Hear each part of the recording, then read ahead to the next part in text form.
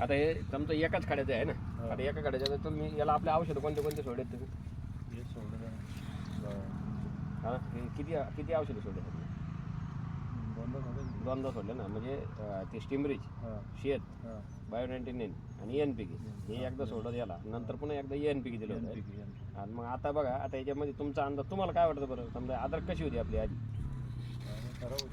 खराब होती. मग तुम्हाला वाटलं आता चांगली झाली का? आता किती फुटे मोजावरती जवळजवळ आता किती फुटे अजून? आता हे पोषण होईल ना अजून. आता जवळपास बघा 1 2 3 4 5 6 7 8 9 10 11 12 13 14 15 16 17 18 19 20 21 22 म्हणजे अजून त्याला 22 फुटे अजून आहे ना. म्हणजे याचं पोषण होण्याची आता स्थिती चालू झाली आहे. आता खडा कोणता आहे आपला? या बाई एवढा ओरिजिनल खडा पुढे या बाई हा ओरिजिनल खडा आहे. याच्यानंतर एवढं तुम्हाला पोषण झालं. तुम्हाला काय वाटतं अंदाज किती भरणी आता?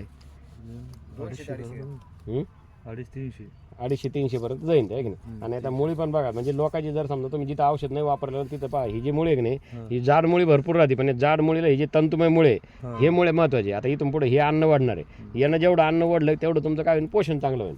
त्या हिशोबाने आता तुम्हाला समजा आपल्या औषधाचा फायदा झाला आहे ना. जर हे नसते वापरले तर रासायनिक जास्त लागलं असतं. रासायनिक पण कमी केलं ना. कमी रासायनिक फेकणार होते ते एवढं कमी होतं रासायनिक कमी वापरत हां